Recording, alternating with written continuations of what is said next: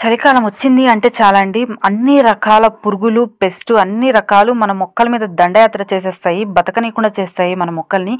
ఈ రోజున మనకి 1, 2 కనిపించిందంటే రేపటి రోజున 100లో తయారైపోతాయి. అవి ఎలా స్ప్రెడ్ అయిపోతాయో కూడా అర్థం కాదు. కాబట్టి ఎప్పటికప్పుడు చలికాలంలో జాగ్రత్తలైతే తీసుకుంటూ ఉండాలండి. ఆకుల్ని ముందుకి, వెనక్కి తిరిగేసి చూసుకుంటూ ఉండాలి. కొమ్మల్ని అబ్జర్వ్ చేస్తూ ఉండాలి. ప్రతి ఒక్కటండి మీకు 1, 2 కనిపించిందంటే వెంటనే చేతితో వాటిని నలిపేయండి. సరే రేపు చూద్దాం, ఎల్లుండి చూద్దాం అని మాత్రం వదిలేయకండి.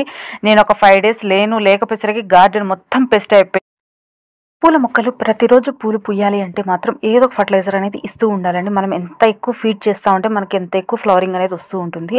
ఇలా ఫర్టిలైజర్ ప్రిపేర్ చేసి ఇవ్వలేని వాళ్ళు ఏం చేయాలంటే అట్లీస్ట్ బియ్యం కడిగిన నీళ్ళన్నా ఇస్తూ ఉండండి. ఇవి ఇవ్వడం వల్ల పువ్వులు అనేవి పెద్ద సైజులో వస్తూ ఉంటాయి. బియ్యం కడిగిన నీళ్ళు, పప్పు కడిగిన నీళ్ళు ఇలా ప్రతి ఒక్కటి వేస్ట్ చేయకుండా అవనేది తీసుకొచ్చి మా మొక్కల్లో వేస్తూ ఉండండి. వీటిలో అప్పుడప్పుడు కొంచెం పసుపు అనేది యాడ్ చేసి కూడా ఇస్తూ ఉండడం వల్ల ఏంటంటే మట్టి భాగంలో ఎటువంటి పురుగులు ఉన్నా సరే పోతూ ఉంటాయి. ఫుల్ వీడియోస్ మన ఛానల్లోనే విజిట్ చేయండి.